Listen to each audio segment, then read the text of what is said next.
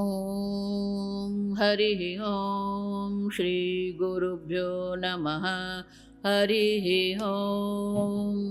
ॐ सदाशिवसमारम्भां शङ्कराचार्यमध्यमाम् अस्मदाचार्यपर्यन्तां वन्दे गुरुपरम्परां। श्रुतिस्मृतिपुराणानाम् आलयं करुणालयं नमामि भगवत्पादं शङ्करं लोकशङ्करं। शङ्करं शङ्कराचार्यं केशवं बादरायणं सूत्रभाष्यकृतौ वन्दे भगवन्तौ पुनः पुनः। ईश्वरो गुरुरात्मेति मूर्तिभेदविभागिने व्योमवद्व्याप्तदेहाय दक्षिणामूर्तये नमः। ॐ असतो मा सद्गमय तमसो मा ज्योतिर्गमय मृत्योर्मा अमृतङ्गमय। ॐ शान्ति शान्ति शान्तिः। वासुदेवेन्द्र योगीन्द्रं नत्वा ज्ञानप्रदं गुरुं मुमुक्षूणां हितार्थाय तत्त्वबोधो विधीयते। स्थूलशरीरं किम् पञ्चीकृत पञ्चमहाभूतैः कृतं सत्कर्मजन्यं सुखदुःखादिभोगायतनं शरीरम् अस्ति। जायते वर्धते विपरिणमते अपक्षीयते विनश्यति इति षड्विकारवत् एतत् स्थूलशरीरम्।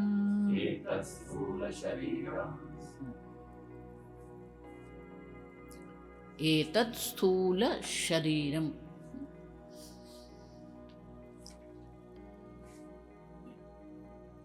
संपूर्ण ब्रह्मांड में 84 लैक्स आप समझो स्थूल शरीर है ना। लेकिन वो सर्व शरीर में ये मनुष्य शरीर जो है वो विशेष है। गीता में भगवान जहां पर भी मनुष्य मानव शब्द कहते हैं तो उनका अर्थ भगवान शंकराचार्य जी करते हैं कर्म अधिकारी। अब देखिए ये मनुष्य शरीर की विशेषता है। मनुष्य शरीर में ही कर्म का अधिकार है। भगवान भी क्या कहते हैं, कर्मण्येव तव अधिकार। भागवत में भी भगवान कहते हैं दुर्लभम सुदुर्लभम द्रुदेहम प्लवम। आप देखिए संपूर्ण ब्रह्मांड में ये मनुष्य शरीर दुर्लभ है। क्यों दुर्लभ है? क्योंकि उनकी जो विशेषता है, भगवान कहते हैं इदम शरीरम कौन्तेय क्षेत्रम इति अभिधीयते। ये मनुष्य शरीर जो है वो क्षेत्र है। ये क्षेत्र ही अपभ्रंश होकर बन गया खेत। आप समझना, क्या आप सर्वभूमि को खेत कह सकते हो? अब देखिए बंजर, बंजर कहते हैं, बंजर भूमि होती है। फिर बिन खेती जमीन होती है, भूमि होती है। और जंगल में जो घास के मैदान होते हैं, उसी प्रकार से पहले गाय को हम ले जाते थे चराने के लिए। गोचर की जमीन भूमि कहते हैं, गोचर भूमि होती है। लेकिन खेत किसको कहते हैं, क्षेत्र किसको कहते हैं? जहां हम नया पाक ले सके, कुछ नया बना सके। आप देखिए है ना, उसी को खेत कहते हैं। तो जहां नए पाक बनाने की संभावना है उसे खेत कहते हैं। आप किसी भी जमीन में अगर हमें कुछ पाक लेना है, गन्ना उगाना है, अब देखिए केले, सब्जी, तो उसके लिए वो भूमि को हमें तैयार करनी पड़ती है। सीधे सीधे आप बीज बो देंगे कुछ नहीं होगा, भूमि को तैयार करनी पड़ती है, तब वो खेत बनती है।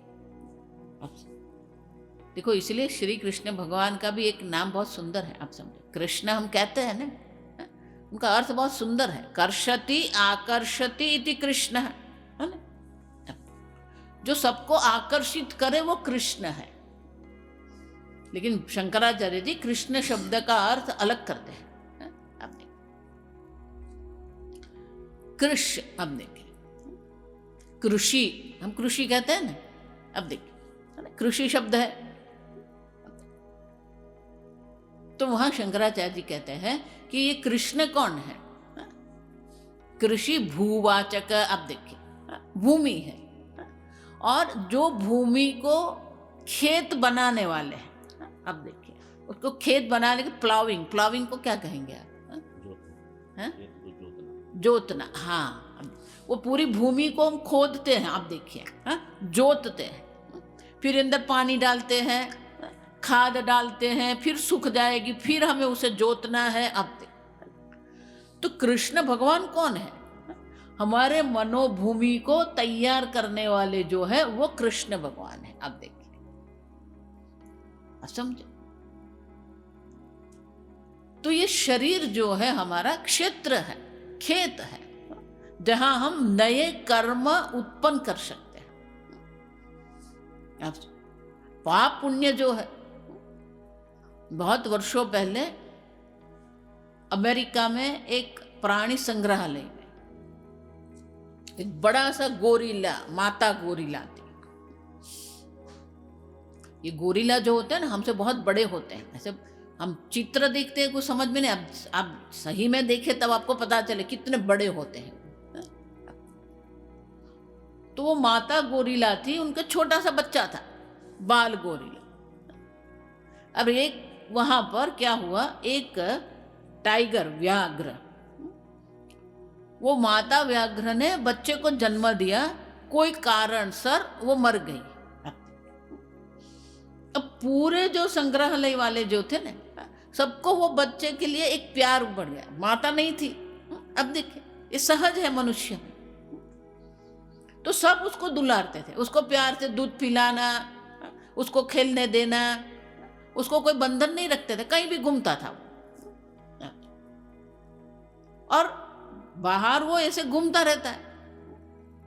एक बार घूमते घूमते वो गोरिल्ला माता जहां थी वहां पहुंच गए। अब वो उसका छोटा बाल गोरिल्ला था, वो खेल रहा था। देखो ये बच्चे बच्चे को होता है ना, उसमें कोई होता नहीं है, वो दोनों खेलने लगे। अब वो दोनों खेलते थे, फिर थोड़े मनुष्य आए देखने के लिए, तो जो बाल गोरिल्ला जो था वो कूद के माँ की गोद में बैठ गया। अब वो जो बाल व्याघ्र था उसने देखा कि वो वहां गया, तो वो भी क्या कर दिया, वो भी वहां गोद में बैठ गया। तो माता गोरिल्ला क्या उसको कहा कि तू मेरा बच्चा नहीं है, निकल। अब देखिए, तो उसको भी बिठा दिया गोद में। फिर ये रोज का हो गया, दोनों खेलते साथ में। वो माता गोरिल्ला भी बच्चों को प्यार से रखती। अब एक बार क्या हुआ कि एक युवान वो गया, उसने देखा कि ये बढ़िया सुंदर बाल है, व्याघ्र है, तो उसने सोचा कि उसको पकड़ते हैं खेलने के लिए।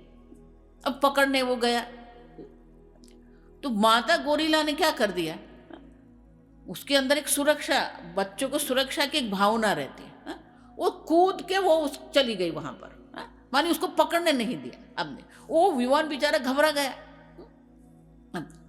अब मुझे बताओ, ये माता गोरिल्ला जो है वो बाल व्याघ्र के क्या कर रही है, सुरक्षा कर रही है, उसको खिला रही। ठीक से सुनना, क्या उनको ये बाल व्याघ्र के जो वो संभाल ले रही है, दुलार रही है, उसका पुण्य मिलेगा?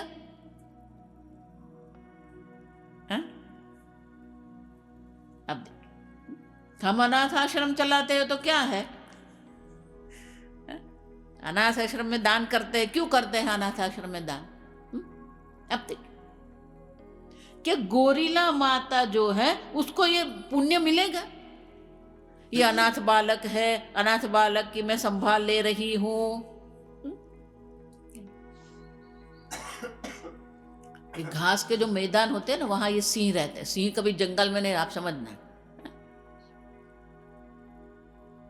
तो वो हिरण को मारता है, क्या हिरण के मारने का पाप लगेगा सिंह को? देखो, आप समझो, मात्र ये स्थूल शरीरम इदम कहने से कुछ नहीं होगा। अब ये शरीर जो है वो क्षेत्र है, नए नए पाप पुण्य उत्पन्न कर सकते हैं हम। आप देखिए, ये शरीर की विशेषता है। भले सब शरीर है स्थूल शरीर, लेकिन मनुष्य स्थूल शरीर की विशेषता है कि हम नए नए पाप पुण्य उत्पन्न करते हैं। अब देखो, इसीलिए हमें बहुत सावधान रहना चाहिए। मां पूर्ण प्रज्ञा उडिया बाबा की बात करती थी ना, तो उडिया बाबा का बहुत सुंदर वाक्य है, जो सावधान है वो साधक है। अब देखिए, मनुष्य जीवन में हमें अत्यंत सावधान रहने की आवश्यकता है। अब क्यों? क्योंकि हमारे प्रत्येक कर्म जो है पाप या पुण्य है। आप देखिए, थोड़ी सी भी हमने गलती कर दी तो वो कर्म पाप के स्थान पर पुण्य या पुण्य के स्थान पर पाप। आप देखिए, और ये पाप पुण्य जो है वो कर्म निश्चित नहीं करते हैं। आप समझना, ये पाप पुण्य कर्म में नहीं है। क्यों? कर्म तज्जड़म। आप देखिए, कर्म तो क्या है? जड़ है। जड़ कर्म में पाप पुण्य नहीं होता है। आप समझना, किस कर्म को आप पाप कहेंगे, किस कर्म को आप पुण्य कहेंगे, वो आपके कर्म नहीं है। आप समझना, महाराज श्री बहुत सुंदर कहते हैं कि शास्त्र के विधान में पाप पुण्य है। आप समझना, सत्यम वद धर्मम चर। अब देखिए, ये विधान है, शास्त्र के विधान में पाप पुण्य है, कर्म में पाप पुण्य नहीं। आप देखिए, एक कर्म जो है वो पाप भी हो सकता है, पुण्य भी हो सकता है। आप समझना है ये ठीक से। अब इसीलिए ये मनुष्य शरीर की विशेषता, दुर्लभ है मनुष्य शरीर।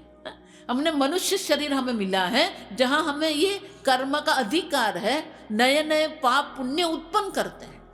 प्रत्येक दिन हमें नए नए पाप पुण्य उत्पन्न होते हैं, आपके प्रत्येक कर्म। आप देखिए, और इसीलिए ये मनुष्य शरीर हमें, देखो इसीलिए रघुवंश में भी क्या कहते हैं। आप देखिए, कालिदास ने क्या कहा, शरीरमाद्य खलु धर्म साधन। अब देखिए, है ना, ये मनुष्य शरीर जो है वो धर्म का साधन है। अब लेकिन वही मनुष्य शरीर जो हमारा धर्म का साधन है, अब हम हमारे वो अधिकार जो कर्म का है उसका उपयोग कितना करते हैं। आप समझो, आप देखिए, हम कहाँ ये शरीर को करते हैं? अब भोग में हमारे शरीर का उपयोग हम कहाँ कर रहे हैं? ये धर्म का साधन है, ये कर्म का साधन है, ये मोक्ष का साधन है। ये मनुष्य शरीर को मोक्ष द्वार कहते हैं। जिस प्रकार से द्वार जो है वो द्वार पर हम दो काम कर सकते हैं, दाखिल भी हो सकते हैं, बाहर भी निकल सकते हैं। अब ये मनुष्य शरीर जो है ये संसार सागर में द्वार के समान है। इसका अर्थ क्या हुआ? ये मनुष्य शरीर एक बार आपको मिल गया, अब संसार में पुनः दाखिल होना है कि संसार से बाहर निकलना है। अब देखिए, हमारे पास ये स्वतंत्रता है, मनुष्य शरीर में ही ये संभव है। जब नचिकेता ने ब्रह्म विद्या की मांग की, वरदान मांग लिया, अब तो यमराजा क्या कह रहे हैं? दैवेपि विचिकित्सति। अरे ये ब्रह्म विद्या तो देवताओं के लिए भी दुर्लभ है। आप देखिए, देवताओं के लिए भी ये ब्रह्म विद्या दुर्लभ है। अब सब ये मनुष्य शरीर हमें मिला है तो किसके लिए मिला है? हम कहाँ उसका अर्थ और काम में ही उपयोग करते हैं। हमारे मनुष्य जीवन जो है, अब देखिए 99% लोग जो है वो मनुष्य जीवन का उपयोग कहाँ करते हैं? कितना धन की कमाई कर दी, कितना भोग कर दिया, हमारा भोग आपसे भी अधिक है। आप देखिए, हम मनुष्य शरीर का उपयोग अर्थ और काम में कर रहे हैं, लेकिन मनुष्य शरीर का उपयोग अर्थ और काम नहीं है। आप सब मनुष्य शरीर की उपयोगिता जो है वो धर्म में है, मोक्ष में है। और इसलिए कालिदास ने कहा कि ये मनुष्य शरीर क्या है? शरीरमाद्य खलु धर्म साधन। ये धर्म का साधन है, ये मनुष्य जीवन है। देखो, हमें समझना है कि हम ये मनुष्य शरीर का उपयोग कहाँ कर रहे हैं। देखो, आजकल का तो जो ये अभ्यास जो है, अब देखो वो भी क्या है? ऑन कैंपस 40 लाख का पैकेज, 25 लाख का पैकेज, 1 करोड़ का पैकेज। अब देखिए, हमारा अध्ययन भी कहाँ जा रहा है? अर्थ के लिए। आप सब वही अर्थ हम कहाँ उपयोग करते हैं? भोग में उपयोग करते हैं। शरीर हमें मिला है, मनुष्य शरीर मिला है, दुर्लभ है, लेकिन उसी का उपयोग हम अर्थ और भोग के लिए कर रहे हैं। ऐसा अर्थ नहीं कि आपको धन कमाई नहीं करनी, आप समझो। इसलिए ये धन जो है ना, उनके लिए मेरा एक शब्द है।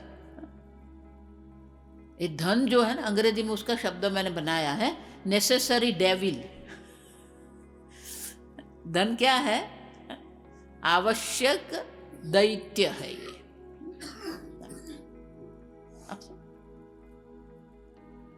माकुरु धन जन यौवन गर्वम। अब देखिए शंकराचार्य जी क्या कहते, ये सबके लिए अब गौरव मत करो।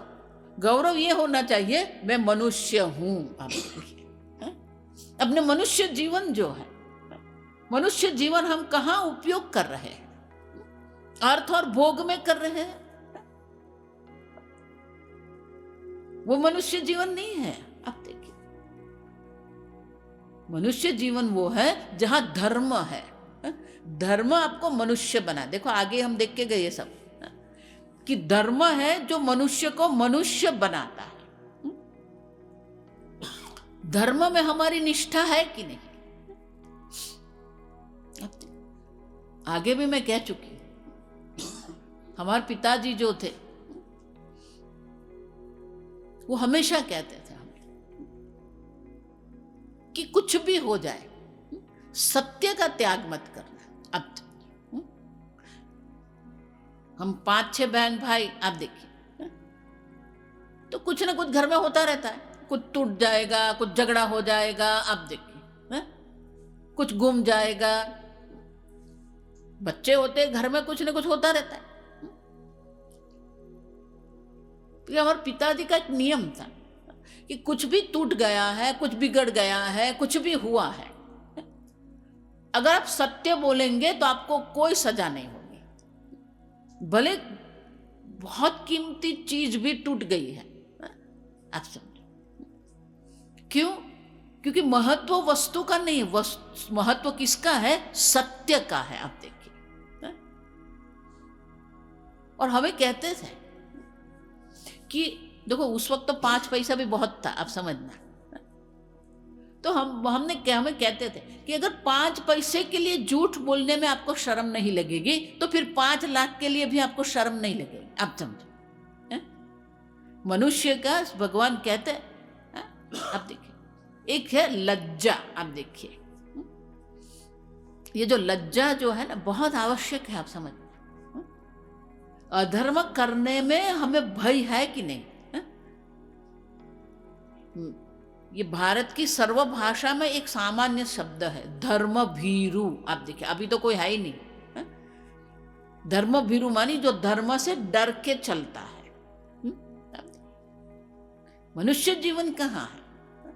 सत्य है कि नहीं? अहिंसा है कि नहीं? ब्रह्मचर्य है कि नहीं? अब देखो, ये हमें मनुष्य बनाते हैं, अस्तेय अपरिग्रह। और इसीलिए ये मात्र पंचमहाभूत से बना हुआ शरीर मात्र नहीं है, आप समझना। ये एक दुर्लभ शरीर है जो हमें मिला है, ये ईश्वर की कृपा से मिला है। ईश्वर अनुग्रह से ही ये मनुष्य शरीर मिलता है, क्योंकि ये मनुष्य शरीर मिलने में भी अनेक जन्म के बाद हमें यह मनुष्य शरीर मिलता है। आप समझ, अब ये मिला है तो उनका हमें सदुपयोग करना है, अर्थ और काम में उसका दुरुपयोग नहीं करना है। और उसके लिए पहले हमारे जीवन में धर्म आवश्यक है। देखो, ब्रह्म ज्ञान भी प्राप्त करना है ना, तो धर्म आवश्यक है। जब तक धर्म में आपकी निष्ठा नहीं होगी, ये ब्रह्म ज्ञान की कोई संभावना नहीं है। अब देखिए, सामान्यतः जब धर्म की बात करते हैं तो लोग ऐसा मानते हैं कि ये तो माता जी हमें बहुत मर्यादित कर रही है। धर्म में हमें बंधन का अनुभव होता है। किसी भी मनुष्य को देखिए, जैसे ही हम धर्म की बात करेंगे, कोई आदेश करेंगे, तुरंत उनको क्या लगेगा? स्वामिनी जी, आप हमारी स्वतंत्रता पर घा कर रहे हैं। आप देखिए, मानी धर्म में हमें क्या दिखता है? बंधन दिख रहा है। धर्म में बंधन नहीं है, आप समझना। धर्म ही सही स्वतंत्रता है। पूज्य स्वामी जी बहुत सुंदर कहते थे कि जो मांसाहारी पशु है ना, उनके जीवन में एक ही काम है, अपना अन्न एकत्रित करो, अन्न में प्राप्त कर लो। जो शाकाहारी पशु है, उनके लिए दो काम है, अपना अन्न भी लेना है और मांसाहारी प्राणी से अपनी रक्षा करनी है। लेकिन मनुष्य के लिए तीन काम है। अपने अन्न की भी व्यवस्था करनी है, अन्य से अपनी रक्षा भी करनी है। ये तीसरा जो है महत्व का है, अपने आप से ही अपने आप की रक्षा करनी है। अब देखिए, उद्धरेद आत्मन आत्मानम नात्मानम अवसादय। मनुष्य को अपनी रक्षा अपने से ही करनी है। क्यों? यह अधर्म के द्वारा हम असुरक्षा उत्पन्न कर रहे हैं।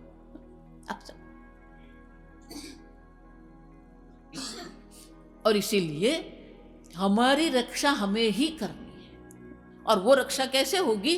धर्म से होगी।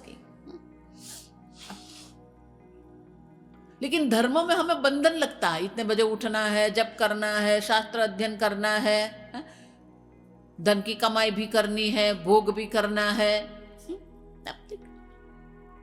देखो, इसीलिए ये भोजन के लिए भी एक कहावत है, सब भाषा में है, अंग्रेजी में भी है। अब आप खाने के लिए जी रहे हैं या जीने के लिए खा रहे हैं, है ना? हिंदी में है ना। अब खाने के लिए जी रहे हैं या जीने के लिए खा रहे हैं। अब देखिए, यू ईट टू लिव और यू लिव टू ईट। अब देखिए, आप समझे, ये अन्न आवश्यक है, लेकिन अन्न हमारे जीवन का लक्ष्य नहीं है। धन हमारे जीवन के लिए आवश्यक है, लेकिन धन हमारे जीवन का लक्ष्य नहीं है। धर्म साधन है। तो लेकिन माता जी, ये धर्म बोलते हैं ना, हमें बहुत बंधन लगता है।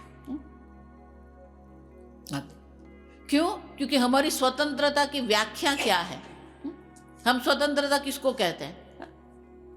जब सोना है तब सो जाए, जब उठना है तब उठे, जब खाना है तो खा लिया, जब नहीं खाना है तो नहीं खाया, जो खाना है खा लिया। आप देखिए, जो बोलना है बोल दिया, जो करना है कर दिया, हम उसे स्वतंत्रता कहते हैं, है ना? लेकिन वो स्वतंत्रता नहीं है, आप समझना। बाह्य दृष्टि से जिसको आप स्वतंत्रता कह रहे हैं, आंतरिक दृष्टि से वो बंधन है। क्यों? क्योंकि जब आप जो मन में आया करेंगे, उसका अर्थ क्या हुआ?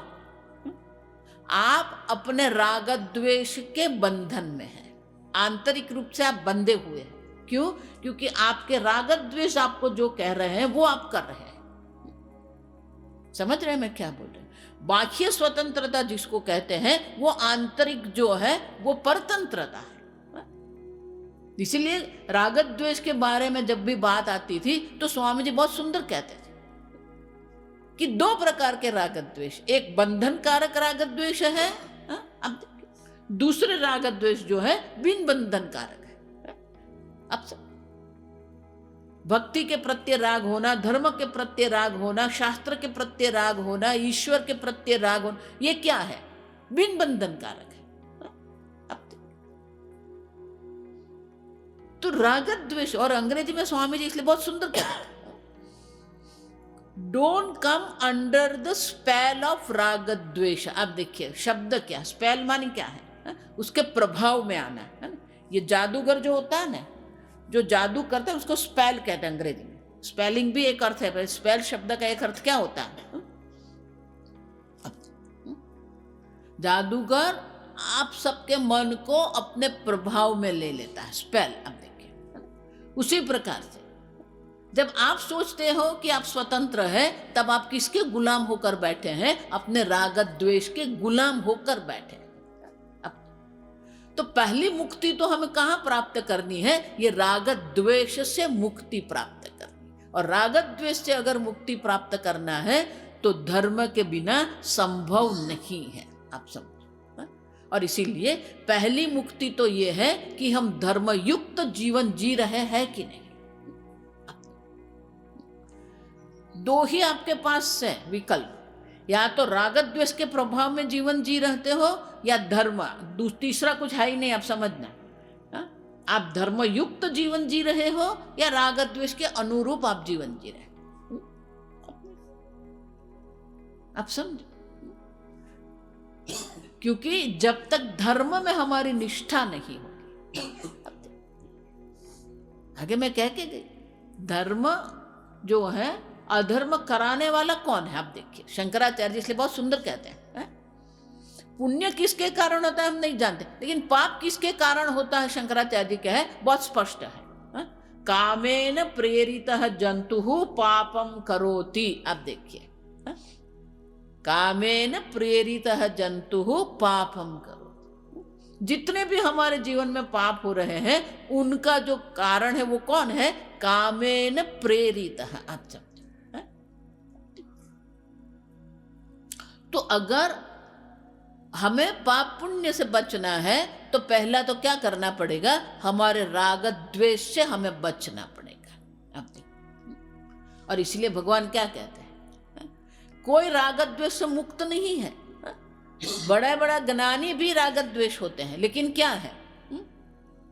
इंद्रियाणि इंद्रियार्थेभ्यः राग द्वेषो व्यवस्थितो तयोः वशम मा आगच्छेत। आप देखिए, राग द्वेष सबके, लेकिन उनके वश में हमें नहीं आना है। और इसीलिए भले हम सीधे सीधे कहेंगे कि ये स्थूल शरीर है, लेकिन ये जो मनुष्य शरीर, जो स्थूल शरीर हमें मिला है, वो सामान्य मनुष्य शरीर, ये सामान्य स्थूल शरीर नहीं है। आप देखिए, ये कर्म अधिकारी है, धर्म अधिकारी है। और इसीलिए हमारी पहली स्वतंत्रता ये है कि हम धर्म के अनुरूप हमारा जीवन बनाए। अब देखिए, ये ब्राह्मण, क्षत्रिय, वैश्य जो कहते हैं ना, ये ब्राह्मण कौन है पता है? ब्राह्मण की सीधी व्याख्या ये है, जो अधर्म करते डरते हैं। आप देखिए, जो अधर्म कर्म में जिसको डर लगता है वो ब्राह्मण है। आप देखिए, और क्षत्रिय किसको कहेंगे? जो अधर्म सहन नहीं कर सकता है। आप देखिए, आप समझ, कहीं पर भी अधर्म होता है ना, वो सहन नहीं कर सकता है। अब प्रश्न रहेगा, माता जी वैश्य कौन है? आप देखिए, वो थोड़ा अधर्म जो कर लेता है, आप समझना, व्यापार ऐसे नहीं बनेगा। आप समझना, आप धर्मनिष्ठ होकर व्यापार करेंगे ना, दूसरे दिन दुकान आपकी बंद हो जाएगी। आप समझ, नहीं नहीं माता जी ये 100 रुपयों का तो हमने लिया है।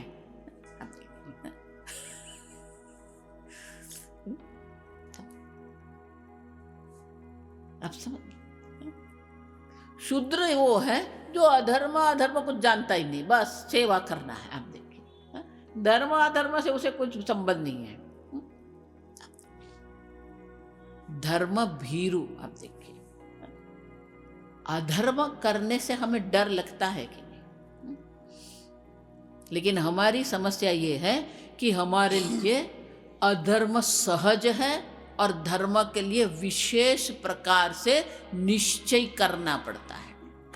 आप देखिए, आजकल जो मनुष्य की हालत है वो अधर्म बहुत सहज हो गए। बहुत सहज साधे हम झूठ बोल देते हैं, बहुत सहजता से हम किसी को भी अपमानित कर देते हैं, बहुत सहजता से ही आप देखिए हम कपट कर देते हैं। आप सब, इसका अर्थ क्या हुआ? हमारे अंदर ही दो हो गए हैं। आप समझना, क्योंकि धर्म तो सब जानते ही है, लेकिन अगर धर्म का पालन नहीं कर रहे हैं तो हम ये ज्ञान से विरुद्ध जा रहे हैं। प्रत्येक मनुष्य का सत्य क्या है, अहिंसा क्या है, बताने की कोई आवश्यकता नहीं है, सब जानते हैं। तो अगर जब जब मनुष्य अधर्म करता है तो अपने ही धर्म के ज्ञान के विरुद्ध वो जा रहा है। आप देखिए, तो इसका अर्थ क्या हुआ? अपने अंदर ही एक ज्ञान, जो बुद्धि जिसको कहते हैं, राग द्वेष मन जिसको कहते हैं, ये दोनों के मध्य में क्या हो गया? आप देखिए, जब जितना जितना अधर्म हम करते रहेंगे उतने उतने हमारी बुद्धि से हम दूर जाते रहेंगे। बुद्धि और मन में क्या हो जाएगा? दरार।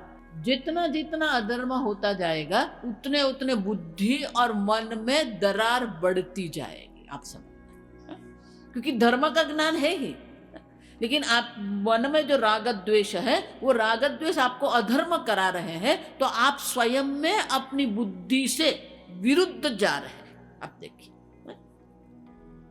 मानी कि हमारे अंदर बुद्धि और मन में क्या होगी? दरार बनती जाएगी। स्वामी जी इसलिए बहुत सुंदर है कि पति पत्नी दो होते हैं ना, दोनों के अपने अपने अभिप्राय होते हैं, दोनों के अपने अपने राग द्वेष होते हैं। क्यों? दो स्वतंत्र मनुष्य है। अब देखिए, लेकिन यहां तो क्या है? आप स्वयं ही है, आपकी ही बुद्धि है, आपका ही मन है। अब दोनों के अंदर दरार बन गई। आप देखिए, और जितनी बुद्धि और मन में दरार बनती जाएगी ना, उतना ही हमारा व्यक्तित्व संघर्ष बनता जाएगा। उसे आंतरिक संघर्ष कहते हैं। चिन्मय जी बहुत सुंदर कहते थे कि हम अंदर से युद्ध कर रहे हैं। अब देखिए, इसलिए 4 युगों के बारे में चिन्मय जी बहुत सुंदर कहते थे कि सतयुग में 2 लोक में युद्ध था, देवता और दानव के मध्य में, देवलोक और असुर लोक में युद्ध होता था सतयुग में। अब त्रेता युग में 2 राज्य के मध्य में, श्रीलंका और अयोध्या, आप देखिए 2 राज्य के मध्य में युद्ध था। द्वापर युग में परिवार में ही युद्ध था। अब देखिए, है ना, एक ही परिवार में धर्म और अधर्म, कौरव और पांडव परिवार में ही युद्ध था। कलयुग में आंतरिक युद्ध है, बुद्धि और मन का युद्ध है। आप देखिए, प्रत्येक मनुष्य एक संघर्ष कर रहा है। आप देखिए, हमारे अंदर ही धर्म और अधर्म है, हमारे अंदर ही हम संघर्ष कर रहे हैं। आप देखिए, और इसीलिए कलयुग में हम आंतरिक युद्ध में पड़े हुए हैं। और आंतरिक युद्ध अगर बंद करना है तो एक ही उपाय है कि हम मनुष्य जीवन में धर्म का पालन करें। जितना आप धर्म का पालन करेंगे उतना ही आपका मन शांत रहेगा, संघर्ष मुक्त रहेगा। धर्म से पुण्य तो मिलेगा, हम पुण्य की बात ही नहीं करते हैं।